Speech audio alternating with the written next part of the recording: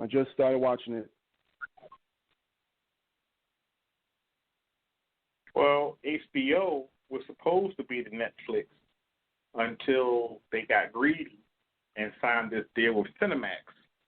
And when they signed the deal with Cinemax as a bundle, they lost the business of showing films because Cinemax or Skinemax shows nudity, and you can't be a home box office and showing nudity. That would be the Playboy channel. So Netflix is pretty much what HBO was supposed to have been without paying for it. That's why it's called home box office. Back in the day, you used to be able to take your remote control, push 1, 2, 3, and purchase a pay-per-view event, and it would just come build on your bill. You had to have no credit card or nothing. Just build on your bill. Like at a hotel room, build on your bill. And that's just how the things were supposed to work. Now everybody got their hand in the cookie jar. You got to deal with people like Hulu and Netflix, et cetera, et cetera. However, I found that YouTube TV is amazing. I'm enjoying myself. That $60 a month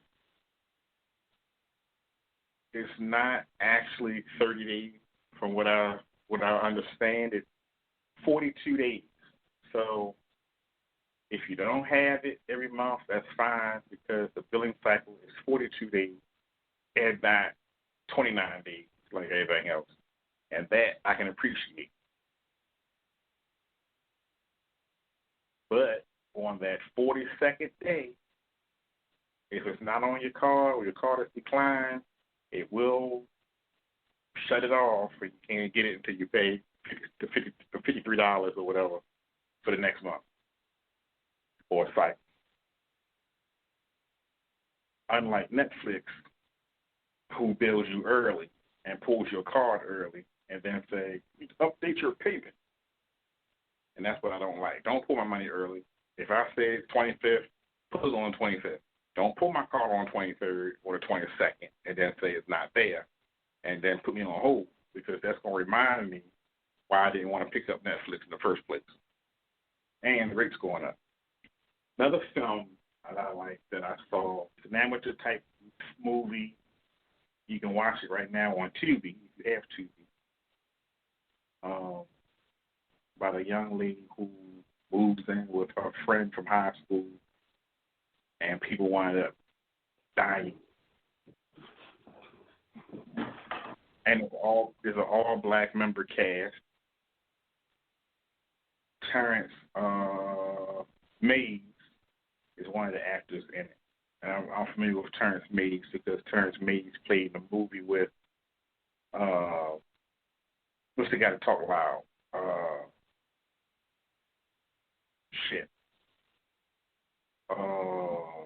Samuel L. Jackson. And that's where I know him from.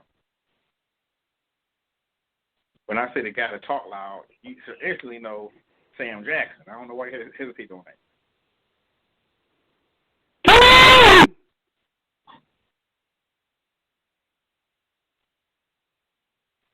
That's the guy that talk loud, Samuel L. Jackson.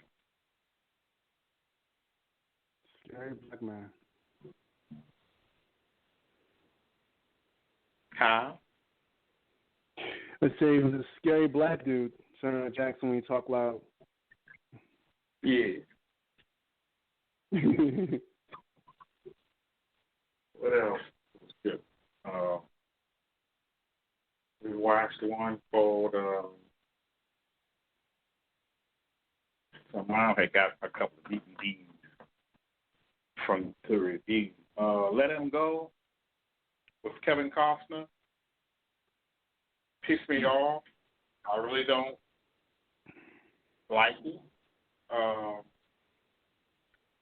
It's a good storyline. I found it lacking. Everything Kevin Costner plays in. Let me just say about Kevin Costner. Everything Kevin Costner plays in is long and slow and takes a long time to get to the point. The Postmaster, took a long time to get to the point. Waterworld, took a long time to get to the point. Bodyguard, Took a long time to get to the point. Everything he plays at is long and takes too long to get to the point. He even played in a version of Wyatt Earp. Long, took too long to get to the point.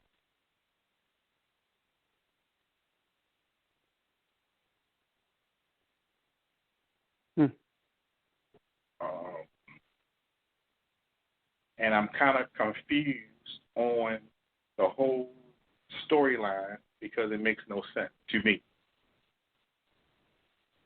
Basically, it's a husband and wife. Kevin Costner's a retired lawman, married to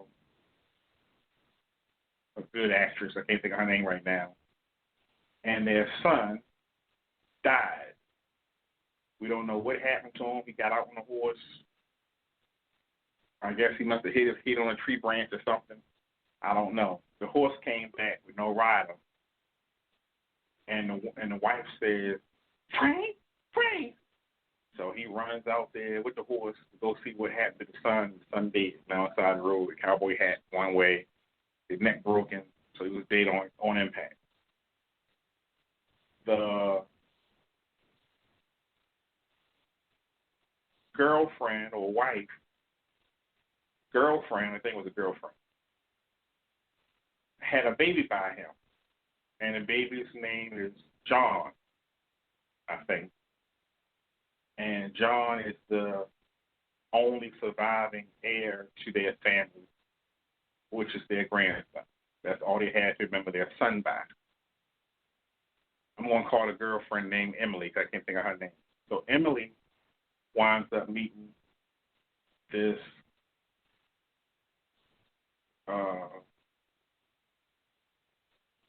abusive boy who has an abusive family.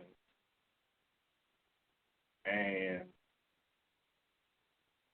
they give them the runaround, or they don't want them to see the baby or something. To make a long story short, the wife keeps telling Kevin Costner they're not safe. Emily's in trouble. We got to talk to Emily. We got to help Emily. But Emily don't have no backbone. They ask Emily, do you like it here? Are you safe? She says, no, I want to go. So they make plans to go to the hotel room and meet up with her at midnight. Don't nobody know the hotel room but Emily. The family, 8 members deep, breaks into the hotel room with their mama, who's crazy, and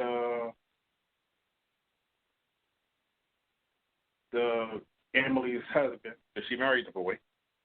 So they consider, since they married, the grandson is a W. Shaw. No, I'm sorry. A Du Bois, because that's their last name of their family, the Du Bois. And this family is so ruthless, even the sheriff is scared of. It won't press charges, it won't do nothing. So he goes in the room, and the mother says to the Du Bois mom, I saw him slap Emily, and he slapped the baby too. She said, what? Slapped him like what? So she slaps the boy like that, and she says, no, harder. So she took her other hand and slapped him a little harder. Like this? No, it was harder than that. So she backs away and says, well, I'm going to say his name is Jimmy. Well, Jimmy, you're going to have to show me how you slapped.